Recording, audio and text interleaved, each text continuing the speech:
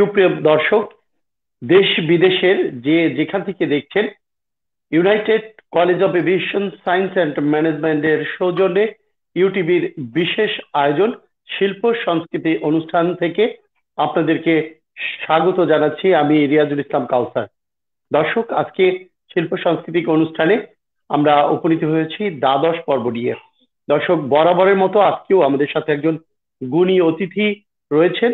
আপনারা জানেন যে আমরা প্রতি অনুষ্ঠানেই একজন গুণী বরেণ্য শিল্পীকে আমন্ত্রণ করে থাকি।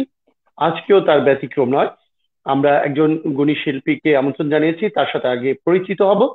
তবে আপনাদেরকে পরিচিত হওয়ার আগে বলে রাখছি, আপনারা কিন্তু করে আমাদের একটি নম্বর দেওয়া আছে, সেখানে কল করে আমাদের অতিথির সাথে সরাসরি কথা বলতে পারেন দর্শক। এবং আপনারা কিন্তু কমেন্টস করে ইউটিউবের পেজে আপনারা কমেন্টস করতে পারেন আমাদের অতিথির সাথে কথা বলতে। দর্শক, আমরা পরিচয় করিয়ে দিচ্ছি। আমাদের আজকে আমন্ত্রিত অতিথি হচ্ছেন যার অনেক গুণে গুণান্বিত যিনি। প্রথমেই যাকে আমি প্রথম যেই বিশেষণটা বেশি আমার মন অনুপ্রাণিত করে তার কাজে, সেটি হচ্ছে তিনি সঙ্গীত প্রশিক্ষক, জেলা শিল্পকলা একাডেমি মাদারীপুর, এবং একাধারে তিনি একজন শিক্ষিকা এবং তিনি পরিচালনা করেন মা সঙ্গীত একাডেমি। সেটারও তিনি প্রতিষ্ঠাতা পরিচালক হিসেবে মাদারীপুরের চরমুগুড়িয়াতে যেটি অবস্থিত সেটিরও তিনি দায়িত্ব পালন করছেন। আমাদের সাথে আছেন কণ্ঠশিল্পী সীমা সাহা। সীমা সাহা, আপনাকে স্বাগত জানাচ্ছি ইউটিভির বিশেষ আয়োজন শিল্প সংস্কৃতি অনুষ্ঠানে। আপনি কেমন আছেন? নমস্কার। ধন্যবাদ কাউসার ভাইয়া। আমি আসলে প্রথমেই ইউটিভি এবং এই অনুষ্ঠানের যারা আয়োজক তাদেরকে আন্তরিক ধন্যবাদ ও কৃতজ্ঞতা জানাচ্ছি আমাকে এই অনুষ্ঠানে সম্পৃক্ত করার জন্য। আমি সৃষ্টিকর্তার অশেষ কৃপায় ভালো আছি এবং আপনাদের দোয়ায় ভালো আছি। আপনি কেমন আছেন? জি, আমিও অনেক ভালো আছি। বলবো যে এই মহামারীতে তো বেঁচে থাকাই দায়, তো উপরওয়ালার ইচ্ছায় হ্যাঁ, আমরা অনেক ভালো আছি। এখনো সুস্থ আমি আছি এখনো, প্রথমেই, সেটাই। জি, সেটাই হচ্ছে বড় নিয়ামত আমি বলবো। তো সীমা, আমরা প্রথমেই জানতে চাইবো যে করোনা কালে এই শিল্প সংস্কৃতি নিয়ে যে সেক্টরে তুমি কাজ করছো, তোমার এই কার্যক্রমের মধ্যে যারা সংশ্লিষ্ট আছে তারা কেমন আছে? সেই শিক্ষার্থীরা, শিল্প শিল্পী যে শিক্ষার্থীরা রয়েছে তোমার, তারা কেমন আছে এই মুহূর্তে? আসলে সত্যি কথা বলতে এই করোনা মহামারীর সময় আমরা কেউই আসলে পুরোপুরি ভালো নেই। বিশেষ করে মানসিক ভাবে আমরা আসলেই ভালো নেই। আর শিল্পীদের ক্ষেত্রে যদি বলি বা আমার ছাত্রছাত্রীদের কথা বলি, তারাও মানসিক ভাবে ভালো নেই। হয়তো শারীরিক ভাবে সুস্থ আছে, কিন্তু মানসিক ভাবে কেউ ভালো নেই। কারণ এই শিল্প সাহিত্য নিয়ে যারা আমরা কাজ করি, তাদের কাজ হচ্ছে আহ একাডেমিক কেন্দ্রিক বা আমাদের মঞ্চ কেন্দ্রিক, মানে বাইরে কাজ বেশি থাকে আমাদের। তো করোনা হুম, মহামারীর হুম। কারণে তো সেই সব ধরনের অনুষ্ঠান, আমাদের ক্লাস কার্যক্রম সবকিছুই বন্ধ। তো সেই দিক থেকে আসলে বলতে পারবো না যে কেউ ভালো আছে। Right. মানসিক ভাবে আমরা কেউই ভালো নেই, তবে আমরা আশা করছি খুব নিশ্চয়ই। শীঘ্রই হয়তো আমরা এই মহামারী থেকে মুক্ত হতে পারবো, সৃষ্টিকর্তার যদি কৃপা থাকে। তো সেই প্রত্যাশায় আছি আমরা সবাই আসলে, আবার স্বাভাবিক জীবনে আমরা সবাই ফিরতে আ- চাই। আমরাও সেটাই মনে করি, কারণ বিধাতাই জানে যে আসলে এই প্যান্ডেমিক টাইম থেকে আমরা কিভাবে উত্তরণ হব। আমরা গল্প করছি। আমরা প্রথমেই হুম। শুনলাম তোমার কাছ থেকে যে তোমার প্রতিষ্ঠান এবং তোমার কর্মস্থলের যেই শিল্পী বৃন্দ রয়েছে তারা কেমন আছে। আসলে কেউই ভালো নেই বহির্বিশ্বে এবং দেশ বিদেশের সবাই কিন্তু এর অস্থির সাথে একটা আরেকটা ভূকম্প। কথাও যদি আরেকটা কথাও যদি জি। আহ যুক্ত করতে চাই, সেটা হচ্ছে অনেক শিল্পীরাই আছেন যারা কিন্তু এই তাদের এইটাই কিন্তু তাদের পেশা। হ্যাঁ, পেশা হিসেবে তারা এটাকেই বেছে নিয়েছেন। তো হুম, শুধু হুম। মানসিক ভাবে বলবো না, যারা এটার উপরে নির্ভর করে তাদের জীবিকা নির্বাহ করেন, তারা কিন্তু আর্থিক ভাবেও ভালো হুম, নেই। হুম। জি। এটা একটা অবশ্যই, কারণ বিশাল যাদের সমস্যা এই যাদের মুহূর্তে আসলে। তো সেই ক্ষেত্রে আমরা দেখেছি যে সর্ব সর্ব সর্বাঙ্গীন ভাবে কিন্তু তারা, আমরা নৃত্যশিল্পীদের কথা দেখেছি, আবৃত্তি শিল্পী, কণ্ঠশিল্পী প্রত্যেক, এবং অভিনয় শিল্পী, আমরা পর্যায়ক্রমে অনেকের সাথেই আমরা কথা বলার চেষ্টা করছি। আমরা কিন্তু দেখছি যে আসলে এরা যারা কালচারাল অঙ্গনে ডিপেন্ডেন্ট, তারা কিন্তু একটু অস্থি অবস্থায় রয়েছে, তাদের ইকোনমিক্যাল অসচ্ছলতার দিকে তারা হ্যাঁ, চলে এসছে। আমরা কথা বলবো, কারণে তার আগে আমরা জানতে সেটাই। চাইবো যে সীমা, তোমার এই যে সঙ্গীত জগতে বেড়ে ওঠা, এটার শুরুটা কিভাবে হয়েছিল, এবং কত বছর বয়স থেকে তুমি এই শিল্প সংস্কৃতির সাথে এবং এই সঙ্গীত অঙ্গনের সাথে আহ সম্পৃক্ত হয়েছে, এবং এর পিছনে কার উৎসাহটা বেশি প্রায়োরিটি রয়েছে? আচ্ছা, এই গল্পটা বলতে গেলে আমার আসলে একটু পেছন থেকে আসতে হবে। আমার শুরুটা হয়েছিল আমি যখন ক্লাস ওয়ানে ভর্তি হই, তখন হচ্ছে আমার সঙ্গীতে হুম। হাতে খড়ি। তো আচ্ছা। তার আগের কিছু গল্প না বললেই নয়, সেটা হচ্ছে আমার, আমি ওই যে বললেন যে উৎসটা কে, উৎস যদি বলি সেটা হুম, হুম। আমার মা। আসলে আমার বাহ। মায়ের খুবই ইচ্ছা ছিল যে তিনি গান শিখবেন। বিয়ের আগের থেকে তার খুব ইচ্ছা ছিল, কিন্তু যে কোনো কারণেই হোক, তখন তো আসলে আমাদের এখনকার সময়ের মতো এতটা সুযোগ সুবিধা ছিল না। আর আমার দাদু ছিলেন খুবই একজন রক্ষণশীল টাইপের মানুষ। তো যাই হোক, সেসব কারণে আমার আর গানটা শেখা হয়ে ওঠেনি। কিন্তু যখন বিয়ের পরে আমাদের বাড়িতে আসেন, তো আমার বাবাকে তার ইচ্ছার কথা বললে, তখন হচ্ছে বাবা গানের টিচার একজন ঠিক করে দেন, তিনি আমাদের বাড়িতে গিয়ে গান শেখাতেন। আর হারমোনিয়াম কিনে দেন। তো আমাদের হচ্ছে যৌথ ফ্যামিলি ছিল। তো আমার মা আচ্ছা। শুধু না, আমার মার সাথে আমার চার পিসি ছিলেন, তারপরে আমার কাকা, এরা সবাই গান শিখতেন, গান করতেন। আমার ছোট পিসি তো জাতীয় পর্যায়ে শিল্পী ছিলেন, সন্ধ্যা সাহা, হুম, অনেকেই হয়তো এখন যারা সিনিয়র আছেন মাদারীপুরে অনেকেই হয়তো চিনবেন। তো উৎস বলতে গেলে মা। আর যেহেতু যৌথ পরিবার ছিল আর আমার মা ছিলেন বড় বউ সংসারের, আমরা হুম, দুই বোন ছিলাম ছোট ছোট, তো সবকিছু ম্যানেজ করে মার আসলে গানটা ধরে রাখতে পারেননি। তো তার ইচ্ছাটাকেই হুম। মানে পূর্ণতা পাওয়ার জন্য মানে আমাকে গানে ভর্তি করে দিলেন। আর আচ্ছা। তারপর পর আবার আমার ছোট বোনও গান শিখতো আর কি, আমরা দুই বোনেই শিখতাম। তো উৎস বলতে গেলে আমার মা। আর অনুপ্রেরণা যদি বলি, আমরা আসলে ছোটবেলা থেকে একটা সাংস্কৃতিক পরিমণ্ডলেই বড় হয়েছি, ওই গান শুনতে শুনতেই হুম। বড় হয়েছি। তো উ- অনুপ্রেরণা বলতে আমার পুরো পরিবার। আর বিয়ের জি। পরের কথা যদি বলি, আসলে যার কথা না বললেই নয়, গল্পটা আমার পূর্ণতা পাবে না, সেটা হচ্ছে আমার হাজবেন্ড। তার কথা না বললেই নয়, বাহ। কারণ তার অনুপ্রেরণা, তার সাপোর্ট যদি না থাকতো, তাহলে আমার হয়তো ওই ওই বিয়ের আগে যতটুকু শিখেছিলাম ওই পর্যন্তই হয়তো থেমে যেত। আমি আসলে গানটা নিয়ে হুম, বা আমার চাকরি বলি, যেটাই বলি, আমার কোনো কাজই আমি আসলে এভাবে এত স্বতঃস্ফূর্ত ভাবে হয়তো করতে পারতাম না। এই কারণে আমি আমার পরিবার এবং আমার হাজবেন্ড সবার প্রতি খুবই কৃতজ্ঞ। এবং এই সাথে তো আমার, আমি যাদের সাথে কাজ করি, আমার শুভাকাঙ্ক্ষী যারা আছেন, হুম, যারা হুম, আমাকে সবাই ভালোবাসেন, তাদের প্রতিও আমি কৃতজ্ঞ। হুম। মানে তাদের ভালোবাসা না পেলেও আমি আসলে কাজটা চালিয়ে নিতে পারতাম না। এটাও একটা ব্যাপার। বাহ। শুনলাম আমরা কোন গানটি প্রথমেই শুনবো? হুম। আচ্ছা, আমি প্রথমে, আমি এখন তো আমাদের ডিসেম্বর মাস চলছে, বিজয়ের মাস। তো আমি সকল শহীদদের প্রতি শ্রদ্ধা নিবেদন করে আমি একটি দেশের গান দিয়ে শুরু করতে চাই। জি। গানটি আমার একটি মৌলিক গান। গানটি কথা ও সুর করেছেন মোহাম্মদ আলমগীর কবির। তারই লেখা এবং সুর করা একটা মৌলিক গান আমার। তো এটা দিয়ে আমি শুরু করছি।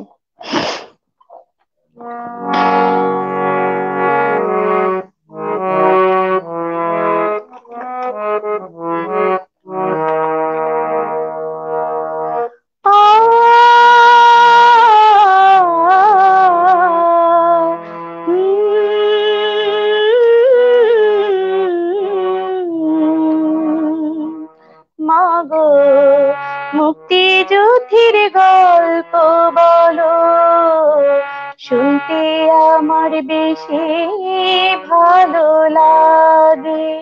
মাগো, মুক্তিযুদ্ধের গল্প বলো, শুনতে আমার বেশি ভালো লাগে।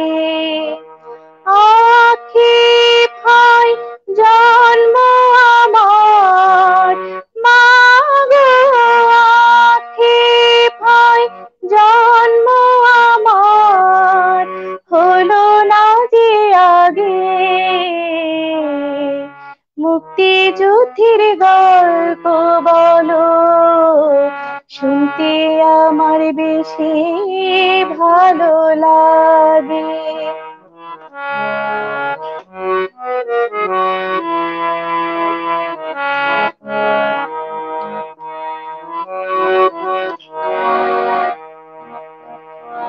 তিরিশ লক্ষ দামাল ছেলে বুকের রক্ত ঢালি, কত মায়ের কোল করেছে চিরতরে খালি। 30 লক্ষ দামাল ছেলে বুকের রক্ত ঢালি, কত মায়ের কোল করেছে চিরতরে খালি। দুঃখিনী সে মায়েরা কোথায় কেমন আছে, জানতে ইচ্ছে জাগে মাগো, জানতে ইচ্ছে জাগে মাগো। মুক্তিযুদ্ধের গল্প বলো, শুনতে আমার বেশি ভালো লাগে।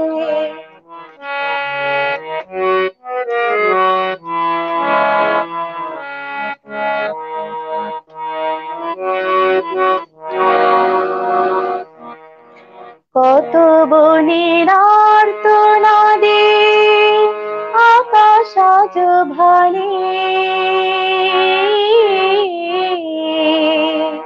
লাঞ্ছিত সেদিনের কথা ভুলিতে কি পারি। কত বনের আর্তনাদে আকাশ আজ ভারী, লাঞ্ছিত সেদিনের কথা ভুলতে কি আর পারি। সভারানো বনেরা কোথায় কেমন আছে, স্বাধীন যাদের ত্যাগে মাগো, স্বাধীন যাদের ত্যাগে মাগো। মুক্তিযুদ্ধের গল্প বলো, শুনতে আমার বেশি ভালো লাগে। আখি ভাই জন্ম আমার, মাগো আখি ভাই জন্ম আমার, হলো না যে আগে। মুক্তিযুদ্ধের গল্প বলো, শুনতে আমার বেশি ভালো লাগে মাগো। মুক্তিযুদ্ধের গল্প বলো, শুনতে আমার বেশি ভালো লাগে। বাহ, চমৎকার, অসাধারণ গেয়েছো। আসলে ধন্যবাদ মুক্তিযুদ্ধের ভাই। সেই স্মৃতিগুলো কিন্তু সঙ্গীতের মধ্য দিয়ে কিন্তু আমাদের মনের মধ্যে চেতনা জাগায়, উজ্জীবিত করে, সেই স্বপ্নের সোনার বাংলাদেশ বিনির্মাণের প্রত্যাশা জাগায়। আমরা শুনবো, আগে আমরা শুনবো, তার আগে একটা বিজ্ঞাপন বিরতিতে যেতে যাচ্ছি। দর্শক, আপনারা দেখছেন ইউটিভির বিশেষ আয়োজন শিল্প সংস্কৃতি অনুষ্ঠান।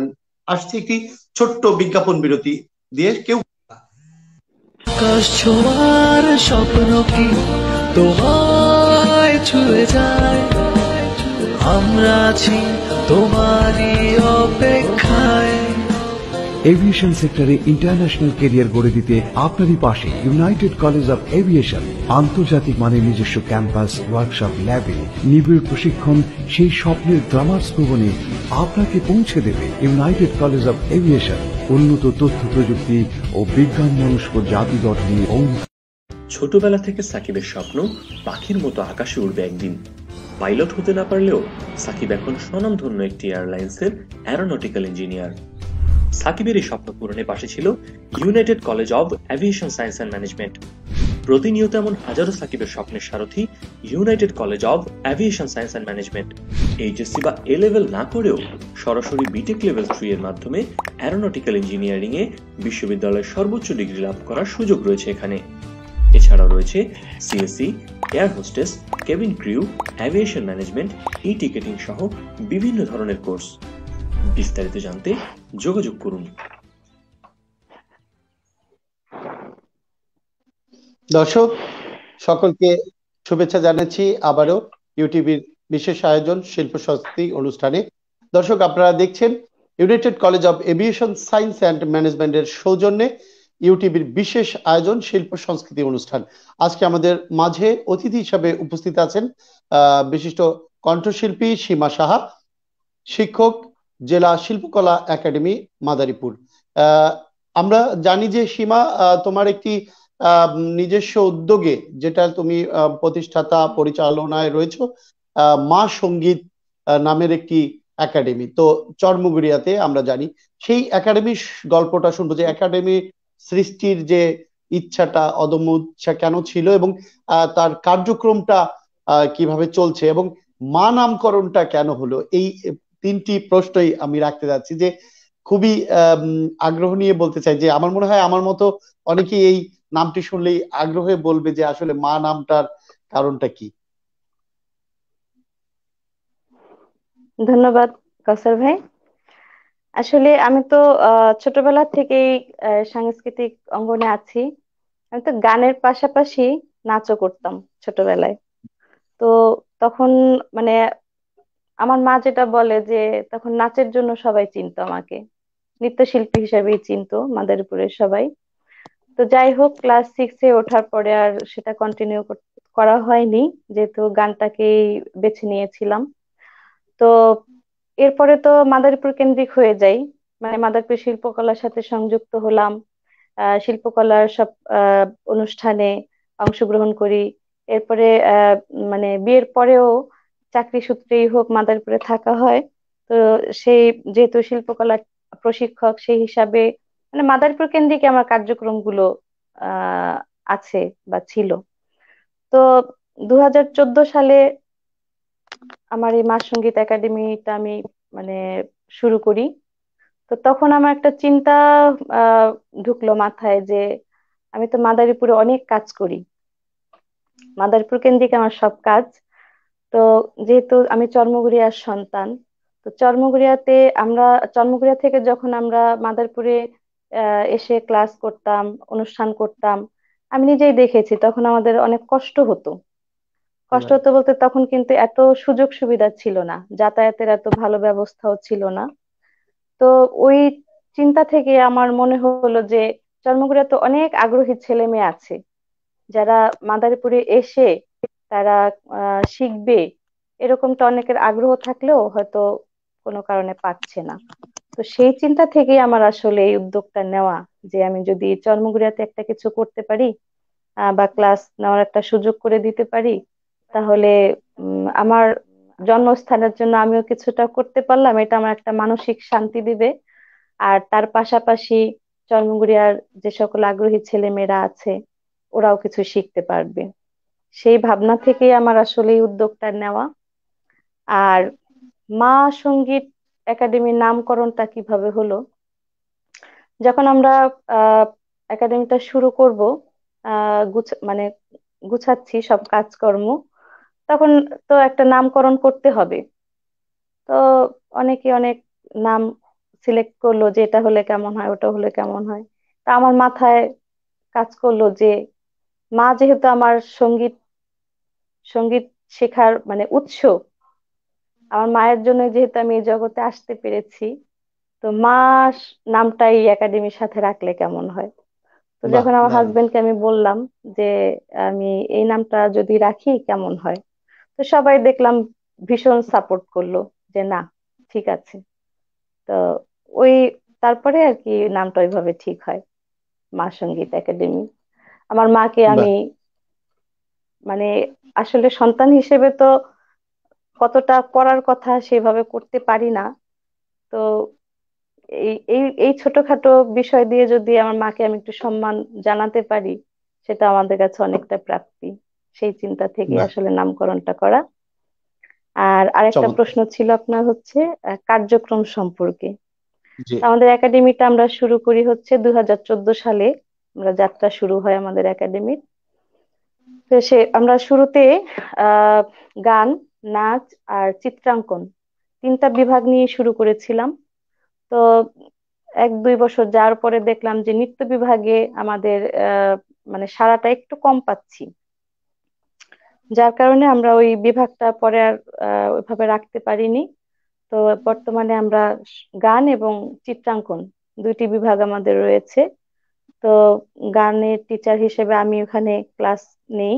আর আমার সাথে আরেকজন টিচার আছেন যিনি গানও শেখান আর পাশাপাশি আবার তবলায় সহযোগিতা করেন। তিনি হচ্ছেন চর্মগুড়িয়ারি আহ কাকা বলি আমি, জি। শ্রদ্ধেয় আমাদের আহ প্রশান্ত মজুমদার, উনি আমার সাথে আচ্ছা। আছেন।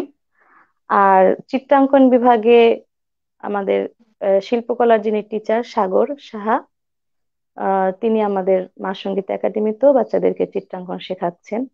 তো আমাদের একাডেমিতে যে বাচ্চাগুলো আছে, শিক্ষার্থীরা আছে, তারা কিন্তু হুম। প্রত্যেকেই খুবই প্রতিভাবান। এবং আমি বাহ। তাদের নিয়ে খুবই আশাবাদী যে আহ, একটা সময় পরে হয়তো মানে তারা অনেক ভালো করবে, চর্চাটা ধরে রাখলে অনেক ভালো করবে। আর সেখানেই কিন্তু আমার আত্মতৃপ্তিটা, যে আমি যে মানসিকতা নিয়ে, যে ইচ্ছাটা নিয়ে আমি এই একাডেমিটা শুরু করেছিলাম, তো এখন মনে হয় যে না, সেই চিন্তাটা আমার সঠিক ছিল। কারণ এই রাইট। উদ্যোগটা না নিলে এই যে যে প্রতিভাগুলো আমরা পেয়েছি, এরা অন্ধকারেই থেকে যেত। এরা কিন্তু সামনে আসার তাদের সুযোগই ছিল না। তো এটাই যে অনেক আমরা বড় যদি প্রাপ্তি আমার। এইটার সাথে যদি একটু অ্যাড করে নেই যে কিভাবে এই সংস্কৃতি চর্চার মধ্য দিয়ে বা সঙ্গীত চর্চার মধ্য দিয়ে কিভাবে আমাদের নতুন প্রজন্ম এই যে যে সন্ত্রাস মাদক কিংবা এই যে যে অবক্ষয় সামাজিক সেটা থেকে দূরে থাকতে পারে বলে তুমি মনে করো? আসলে সাংস্কৃতিক চর্চাটা কিন্তু এই আপনি যে কথাগুলো বললেন, এটার জন্য কিন্তু ভীষণ জরুরি, যেটা আমি মনে জি। করি। কারণ পুঁথিগত যে বিদ্যা বা শিক্ষা আমরা যেটা বলি, পুঁথিগত শিক্ষা, এটা তো আমাদের আসলে একটা মৌলিক অধিকারের মধ্যে পড়ে। এটা আমাদের হুম। করতেই হয়, চাইলেও করতে হয়, না চাইলেও করতে হয়, করতেই হয়। এটা মৌলিক অধিকার হিসেবে আমরা এটা করি সবাই। তো তার পাশাপাশি সাংস্কৃতিক সাংস্কৃতিক চর্চার বিষয়গুলো যদি বলি, এটা কিন্তু শুধু নাচ গানের মধ্যেই সীমাবদ্ধ না। এটার বিশালতা কিন্তু অনেক, এখানে অনেক বিষয় জড়িত আছে। আমাকে যে গানই শিখতে হবে বা আমাকে নাচই শিখতে হবে এমন বিষয় না। সেখানে আমরা গান আছে, নাচ আবৃত্তি বলেন বা সাহিত্য সাহিত্য বলেন, বই পড়া বলেন, খেলাধুলা, মানে বিভিন্ন দিক কিন্তু রয়েছে। তা আমার কাছে জি। মনে হয় যে আমাদের ছেলেমেয়েরা এই পড়াশোনার পাশাপাশি যে কোনো, আমার অনেকগুলো বিষয় প্রয়োজন নাই, আমি হুম। 2-3টা বিষয়ের সাথে জড়িত থাকবো, কোনো দরকার নেই। আমার যে বিষয়টা ভালো লাগে, আমি যে বিষয়টা আমি আগ্রহ করে শিখতে পারবো, এরকম একটা বিষয় যদি পড়াশোনার পাশাপাশি তারা বেছে নিতে পারে, তো আমার মনে হয় তা এই এই ছেলে মেয়েগুলো কখনোই বিপথে যাবে না, যাওয়ার কোনো সুযোগই নেই। রাইট। আমরা আমাদের কথাই যদি বলি, আমি আমি যে পরিবেশে বড় হয়েছি, এই সাংস্কৃতিক, যে আমি আগেই বলে এসেছি আমার পরিবারটা ছিল একটা মানে সাংস্কৃতিক পরিবার। তো সেখানে কিন্তু ওই পড়াশোনা, গান এর বাইরে কিন্তু কোনো কিছু চিন্তা করার সুযোগই পাই নাই, আসেই নাই মাথায় যে এর বাইরে কিছু করা যায়। যদিও এখন মানে বর্তমানের যে পরিস্থিতি, আমাদের বর্তমান সিচুয়েশন, সে আমাদের সময় থেকে অনেকটাই পরিবর্তন হয়েছে এখন। তো সেক্ষেত্রে ছেলে মেয়েদের মানে বিপথে যাওয়ার সুযোগ কিন্তু অনেক বেড়ে গেছে এখন। তো সেই দিক বিবেচনা করলে আমরা অভিভাবক যারা আছি, তারা যদি একটু সচেতন হই, ছোটবেলা থেকেই পড়াশোনার পাশাপাশি একটা বিষয় যদি তাদেরকে সম্পৃক্ত করে দিতে পারি, তাহলে তাদের তো সেটাকে চর্চা করতে হবে, সেটার পিছনে সময় দিতে হবে। তো পড়াশোনা প্লাস পাশাপাশি সাংস্কৃতিক চর্চা, তার বাইরে তার সময়টা বের করতেও কষ্ট। আর সময় যদি বের করতে না পারে, তাহলে তো তার অন্যদিকে তার চিন্তা রাইট, ভাবনাগুলো যাওয়ার কোনো মানে ওই থাকে না। সুযোগই তো সেই কারণে রাইট। আমার মানে অভিভাবকদের প্রতি আমার এই মানে অনুরোধটা থাকবে যে আপনারা একটু সচেতন হবেন। আর এখন তো আমরা মানে বিভিন্ন ধরনের অপরাধমূলক মানে খবর শুনি, এই কিশোর গ্যাং, মানে যেগুলো আমরা আগে শুনতাম না, জানতামই না যে এরকম কিছু হতে পারে, সেই বিষয়গুলো রাইট। কিন্তু এখন ঘটছে, আমরা প্রতিনিয়তই শুনছি। তো এই সাংস্কৃতিক অঙ্গনের সাথে যদি তাদেরকে কোনোভাবে যুক্ত করা যায়, তাহলে এই অপরাধ প্রবণতা অনেকাংশে কমে যাবে, অনেকাংশে। এটা আমি মনে প্রাণে আমরাও বিশ্বাস করি। এটাও মনে করি। আমরা আমরা দেখছি যে বর্তমানে যে আমাদের বিভিন্ন প্রশাসনিক মহল থেকেও কিন্তু সন্ধ্যা 7টার পরে যাতে ঘরের বাইরে আমাদের প্রজন্ম বা যারা শিক্ষার্থী তারা যেন একাকী না বাহির হয়, বা তারা কোথায় যাচ্ছে না যাচ্ছে এটা যেন তদারকি হয়, এরকম একটা নির্দেশনামূলক হ্যাঁ, হ্যাঁ, কথা বলা হচ্ছে। অথচ সীমা, তোমার মনে আছে যে আমরা যখন উদিচি কিংবা আমরা শিল্পকলা বা এই এই অঙ্গনে যখন কাজ করছি, আমরা কিন্তু রাত্র 10টা 11টা পর্যন্ত অনেক সময় কাজ করে বেরিয়েছি। তখন কিন্তু এরকম বাইন্ডিং ছিল না যে আমাদের না, না, কাটকে দেওয়া হবে বা এরকম। কারণ না, বিষয়টা হচ্ছে তখন যে এই যে যে পরিস্থিতি তুমি বললে, পরিস্থিতিটা তো এরকম ছিল না। জি, এখন তো সেই, পরিবেশটাই অন্যরকম হয়ে গেছে। জি, এই এই যে বললা যে কিশোর গ্যাং, এই যে ইত্যাদি ইত্যাদি, এই কথাগুলো তো আমাদের মাথায় আসতো না বা মাথায় না, আসারই কথা না, অথচ এখন আসছে। জানতো এই এটার অনেকগুলো, শব্দগুলোর সাথে তো, ওই শব্দগুলোর সাথে আমরা পরিচিতই ছিলাম না। জি, অনেক কারণেই থাকতে পারে। তবে আমি বলবো যে আমাদের সাংস্কৃতিক চর্চাটা আরো বাড়িয়ে দিলে আমার মনে হয়, এবং অভিভাবকরা যদি একটু তদারকি করে, তাহলে অবশ্যই এগুলো থেকে উত্তরণ হবে। আমরা কয়েকটি কমেন্টস পড়তে যাচ্ছি, অসংখ্য কমেন্টস এসছে, আমরা কয়েকটি কমেন্টস পড়তে চাচ্ছি অবশ্যই। দর্শকদের মধ্য থেকে, তারপরে আবার গল্পে আসবো। আঞ্জুমান জুলিয়া লিখেছে, শুভ কামনা দিদি, বিজয়ের মাসে মুক্তিযুদ্ধের গানটি চমৎকার লাগছে। হ্যাঁ, আঞ্জুমান জুলিয়া, অসংখ্য ধন্যবাদ। ধন্যবাদ আপনাকে এই কমেন্টস করার জন্য। এমডি রিপন মুন্সি লিখেছে, থ্যাংক ইউ। হ্যাঁ, আপনাকেও ধন্যবাদ জানাচ্ছি, ওয়েলকাম জানাচ্ছি। আহ, প্রেমাল সাহা, পরিমাল সাহা লিখেছে, শুভকামনা সীমা। আহ, এবং আরো লিখেছে লিনি আফরোজ, শুভকামনা দিদি। হ্যাঁ, আপনাকেও শুভকামনা ধন্যবাদ। জানাচ্ছি লিনিয়া। হেলেন ফকির ইউকে থেকে লিখেছে, অনেক সুন্দর উদ্যোগ নিয়েছেন। হ্যাঁ, হেলেন ফকির, আপনাকেও অসংখ্য কৃতজ্ঞতা জানাচ্ছি, সুদূর ইউরোপ থেকে, আপনি লন্ডন থেকে দেখছেন আমাদেরকে। এবং আরো অনেকেই কমেন্টস করেছে, আমরা সকলের কমেন্টস নিতে পারছি না সময় সব সংকলনের জন্য। দর্শক, আপনারা কিন্তু কল করেও আমাদেরকে কথা বলতে পারেন আমার আজকের অতিথির সাথে। আমরা আলাপ করছিলাম সীমা, আমরা আরেকটা প্রসঙ্গ নিয়ে আলাপ করছি যে এই যে যে আজকে একজন আহ, একদিন ছিলে যে একজন সীমা সাহা, এখন কণ্ঠশিল্পী সীমা সাহা, কেমন লাগছে বিষয়টা? এবং এবং এই কণ্ঠশিল্পী হয়ে ওঠার পিছনে এই যে যে প্রত্যাশা ছিল যে একদিন আমি শিল্পকলার শিক্ষার্থী, একদিন আমি শিল্পকলার শিক্ষক হব, তো সেটা কিন্তু আজকে প্রাপ্তিতে রূপ দিয়েছে। তো কেমন লাগছে যে এই যে যে প্রত্যাশা আর প্রাপ্তি কতটুকু অর্জিত হয়েছে? আচ্ছা, প্রত্যাশা যদি বলি, মানুষের প্রত্যাশার তো শেষ নাই। আমার মনে হয় মানুষের প্রত্যাশার কোনো সীমারেখা নেই। তো আমার ক্ষেত্রে যেটা হয়, আমার চাওয়াগুলো খুব কম, আমি অল্পতেই খুশি। যার কারণে প্রত্যাশা অনেক বেশি থাকলেও যতটুকু পেয়েছি ঈশ্বরের কৃপায় আমি তাতেই অনেক খুশি। তো প্রত্যাশা তো ছিল যা, যে আমি অনেক মানে কণ্ঠশিল্পী, ঠিক আছে, মানে শিল্পী হতে পেরেছি কিনা জানি না, শিল্পী সেটা অনেক বিশাল ব্যাপার। শিল্পী হয়তো হতে পারি নাই, চেষ্টা করছি এখনো। তা প্রত্যাশা যেটা ছিল, হয়তো আমি মানে এমন একজন হব। এখন যে আমার মাদারীপুরে হয়তো অনেকেই চিনে আমাকে, নামেই চিনে, যে সারা বাংলাদেশের মানুষ চিনবে, দেশের বাইরের মানুষ চিনবে, এমন একটা প্রত্যাশা এক সময় ছিল। তো সেই চেষ্টাটা এখন অব্যাহত আছে। তা প্রাপ্তি যদি বলি, সেটাও কম না।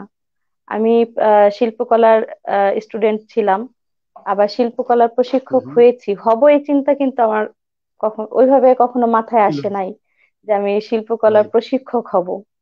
কিন্তু আহ, যখন দেখলাম এই সুযোগটা আমার আসলো, তখন মানে মনে হলো যে না, এটা একটা বিশাল একটা প্রাপ্তি আমার কাছে। তো এটাই, তারপরে জি মানুষের প্রত্যাশা তো থাকেই। তো সেই অনুযায়ী চেষ্টা করছি, আর কিছু মৌলিক গান নিয়ে কাজ করছি ইদানিং। জি। তো আশা করছি সীমা, খুব আমরা তাড়াতাড়ি একটা বের হবে। কলারকে, একটা কলার নিচ্ছি। হ্যালো, হ্যাঁ, অবশ্যই আসসালামু অবশ্যই। আলাইকুম কলার। ওয়ালাইকুম সালাম। কলার কে বলছেন, কোথা থেকে বলছেন? জি, লিনিয়া আফরোজ, আপনাকে স্বাগত জানাচ্ছি আমাদের স্টুডিওতে কল করার জন্য। আপনার সীমা শাহর সাথে কথা বলছেন, আমাদের অতিথি আজকে সীমা শাহ। আপনি বলুন দর্শক।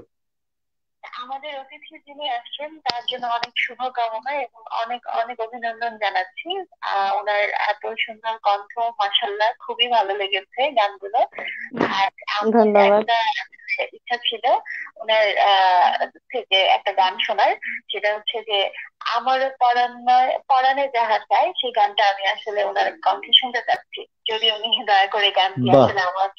বাহ, অবশ্যই জি অবশ্যই জি। অবশ্যই লিনিয়া, আপনি আপনি আমাদের সাথে অবশ্যই চেষ্টা অনুষ্ঠান করব। দেখুন। আমাদের অতিথি বলেছে অবশ্যই আমারও পড়ানো যাহা চাই রবীন্দ্রসঙ্গীতটি শোনাবেন। অত্যন্ত জনপ্রিয়, আপনাকে অসংখ্য কৃতজ্ঞতা জানাচ্ছি কলে থাকার জন্য। ধন্যবাদ লিনিয়া, আমাদের সাথে থাকুন। জি জি। আমাদের দর্শক ঢাকা থেকে লিনি আফরোজ আমাদের সাথে যুক্ত হয়েছিলেন। তিনি একটি গান শুনতে চেয়েছেন, আমরা গানটি প্রথমেই শুনে ফেলি। আচ্ছা, আমি চেষ্টা করছি, যদিও আসলে প্রস্তুতি ভাবে ছিল না, তারপরও চেষ্টা করছি। জি, অসংখ্য কমেন্টস এসছে।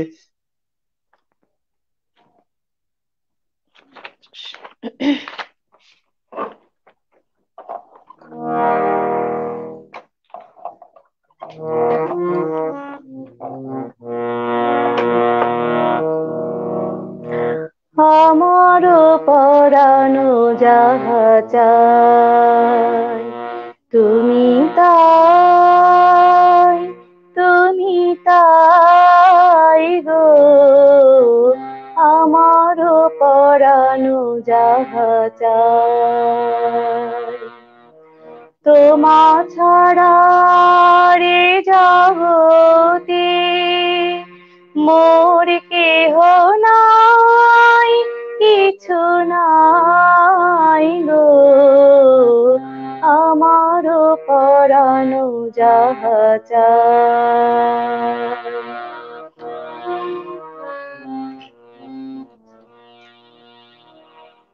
তুমি সুখ যদি নাহি পাও, যাও সুখের সন্ধানে, যাও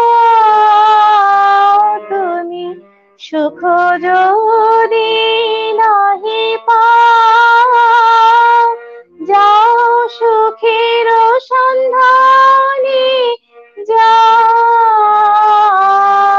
আমি তোমারে পেয়েছি হৃদয় মাঝে, আরো কিছু নাহি চাই গো। আমার পরানো যাহা চাই।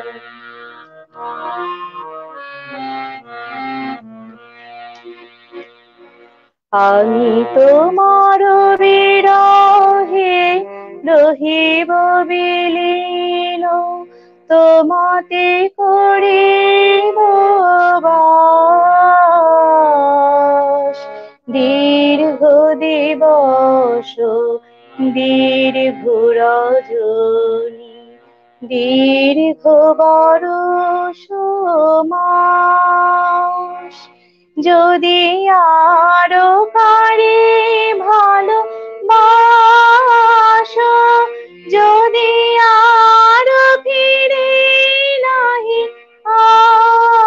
আসো, তবে তুমি যাহা চাও তাই যেন পাও। আমি যত দুঃখ পাই গো, আমার পরানো যাহা চায়, তুমি তাই, তুমি তাই গো, আমার পরানো যাহা চায়। ধন্যবাদ। বাহ, চমৎকার, অসাধারণ। আমাদের অনেকে গানের মধ্যে থেকেই দেখছি যে অনেকেই কমেন্টস করেছে আমার প্রিয় গান, আমার প্রিয় গান, খুব ভালো লাগার গান। আমাদের আসলে সবারই সত্যি একটা প্রিয় এটি গান মনে হয় না যে খুব কম লোকই আছে গানটা। যে এই গানটি শোনেনি বা এই গানটি সম্পর্কে পজিটিভ কমেন্টস নেই। অবশ্য আমারও আমারও মানে ব্যক্তিগতভাবে এই গানটি অত্যন্ত ভালো লাগে। মেসেঞ্জারে আমি যখন শেয়ার করেছিলাম জি। পোস্টটা, তখন অনেকের অনুরোধ ছিল হুম, যেন একটা রবীন্দ্রসঙ্গীত শোনাই। তো যাক, সেটাও হয়ে বাহ, গেল আর কি এই সুযোগে। তো আপাকে অনেক চমৎকার। ধন্যবাদ তো রিকোয়েস্ট করার জন্য। জি, আমরা শুনবো যে একাধারে আমরা জানি যে একাধারে সঙ্গীত শিল্পী, শিক্ষিকা এবং এই যে গৃহিণী, আবার অন্যদিকে নিজেও গান করা সংগঠক। তো এই যে যে চারটা সংমিশ্রণে সময়টা কিভাবে মেলে, এবং এবং এটি করতে সাংসারিক কোনো প্রেসার থাকে কিনা বা কিভাবে সামলানো হচ্ছে, আর কোনটা বেশি ভালো লাগার এই চারটি কাজের মধ্যে থেকে? আসলে ভাইয়া, এটা বিষয় হচ্ছে মানুষের ইচ্ছা শক্তি। ইচ্ছা শক্তিটা যদি মানে প্রবল থাকে মানুষের, তাহলে মনে হয় যে কোনো অসাধ্যকে মানে সাধ্যর মধ্যে নেওয়া যায় বা সেভাবে কাজটা করা যায়। তো আমি আমার সব কাজগুলোকে অনেক ভালোবাসি। আমার বাহ, ফ্যামিলিকেও আমি যতটা ভালোবাসি, আমার শিক্ষকতা পেশা হিসাবে আমি এটাকে নিয়েছি, সেটাকেও আমি যথেষ্ট সম্মান করি, শ্রদ্ধা করি এবং ভালোবাসি। পাশাপাশি গানটা তো মানে এটা তো আমার জীবনের একটা অংশ, সেটাকেও আমি ভালোবাসি। আর সংগঠক, আহ সেটাকে ভালো না বাসলে একজন সংগঠক হওয়া যায় না আসলে।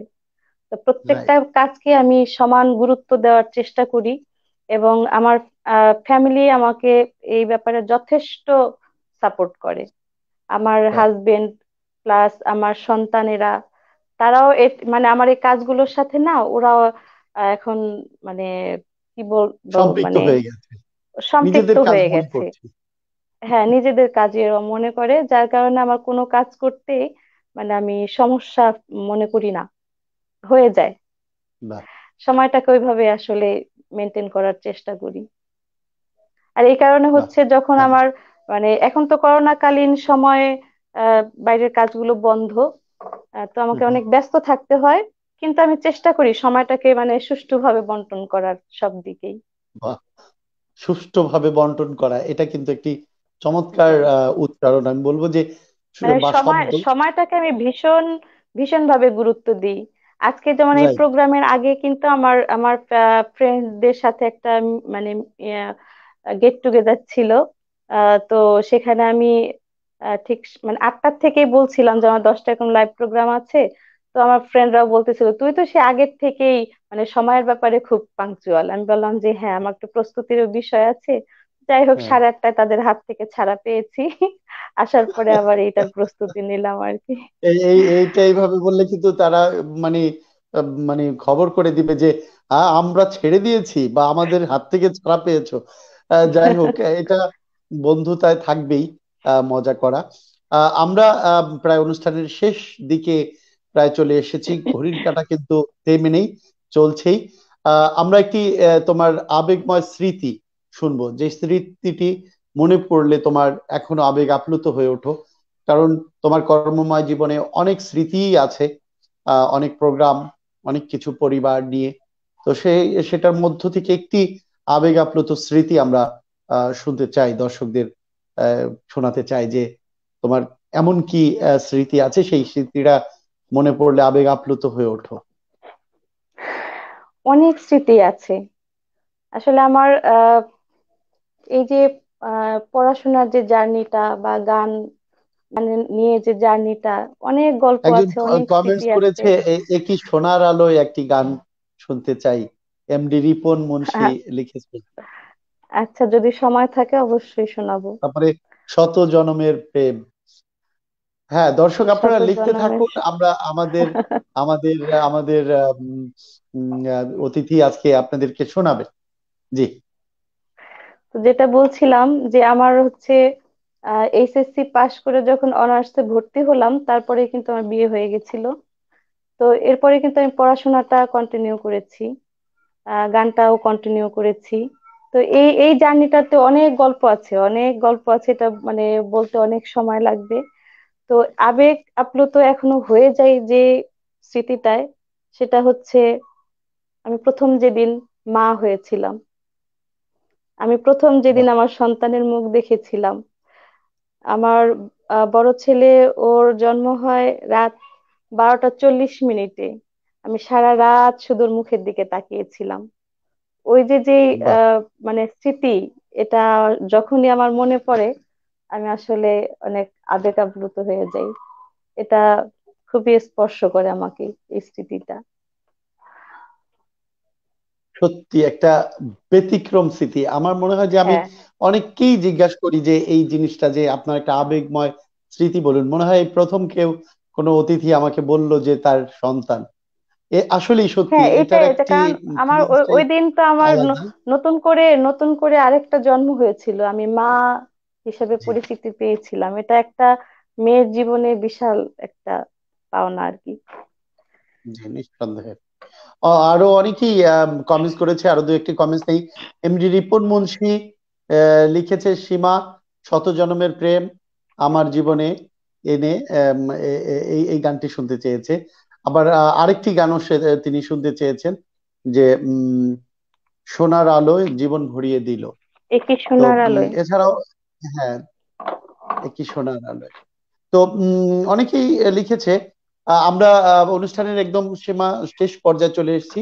আমরা দর্শকদের জন্য কি বলার আছে তোমার? এলিয়া আভা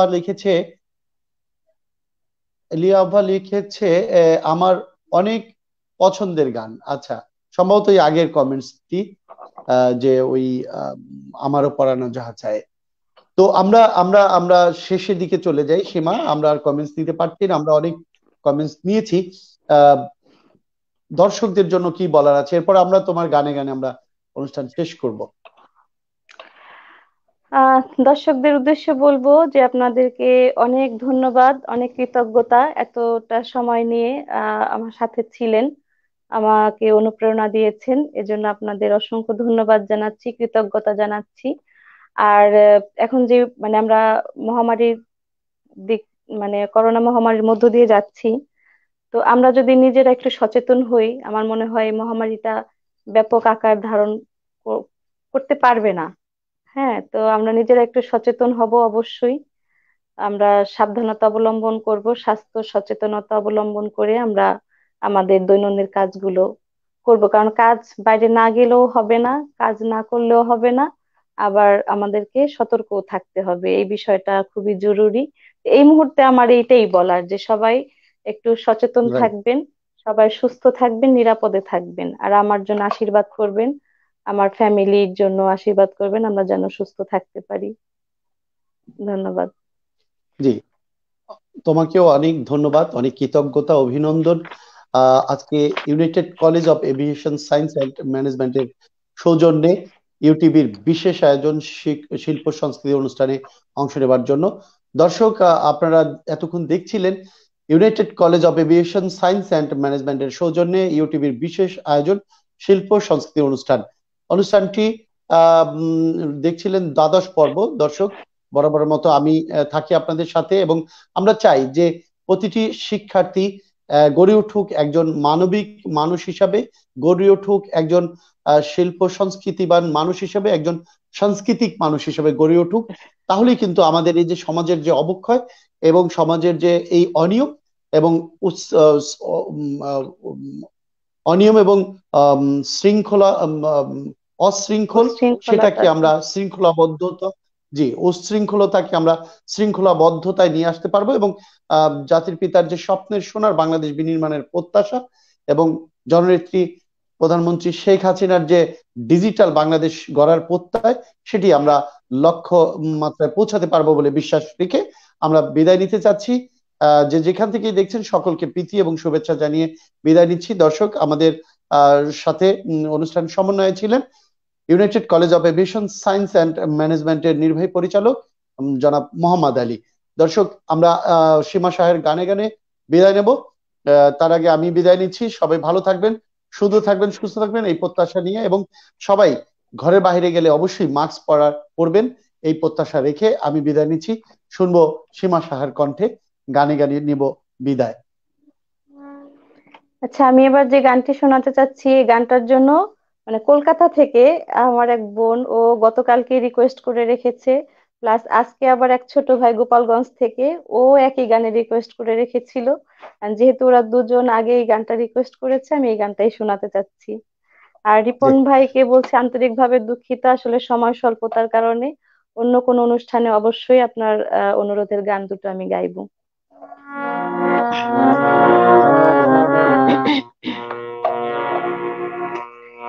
একটা গান লিখো আমার জন্য, একটা গান লিখো আমার জন্য, না হয় আমি তোমার কাছে ছিলে মতি নগণ্য, একটা গান লিখো আমার জন্য।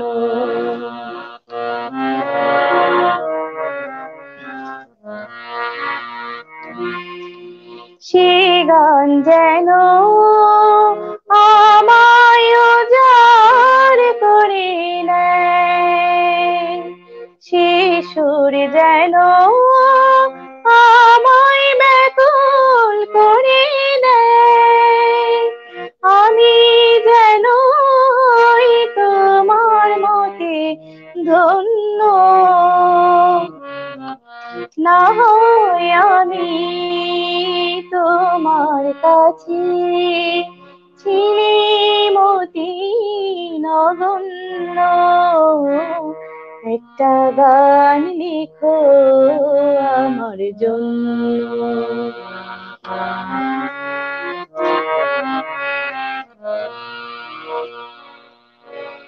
আমি ছিলেন তোমার প্রেমের প্রথম স্বপ্ন নায়িকা,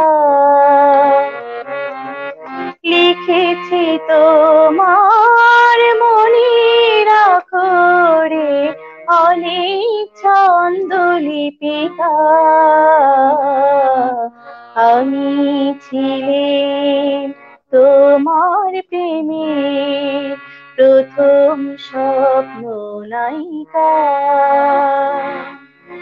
সেদিন আজও আমার মনে পড়ে যায়, কেমন করে যেন আমায় খুঁজে পায়, জীবন তরি যে বোঝাই সহজ পণ্য,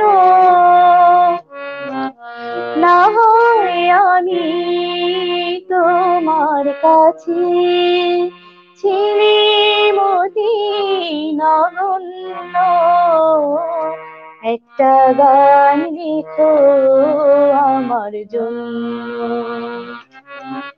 না হয় আমি তোমার কাছে ছিলে মতি নগণ্য, একটা গান লিখো আমার জন্য, একটা গান লিখো আমার জন্য। ধন্যবাদ। জি, শুনলাম আমরা। দর্শক, আমরা বিদায় নিচ্ছি। সবাই ভালো থাকবেন, সুস্থ থাকবেন, সুন্দর থাকবেন এই প্রত্যাশায় বিদায় নিচ্ছি আমরা, আগামী অনুষ্ঠান দেখার আমন্ত্রণ রেখে। সবাইকে অসংখ্য ধন্যবাদ।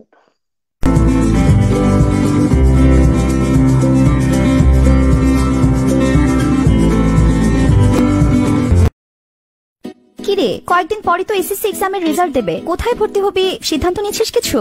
ছোটবেলার শখ এবার পূরণ করবই। মানে? United college of aviation science and ম্যানেজমেন্টে অ্যারোনটিক্যাল ইঞ্জিনিয়ারিং পড়বো।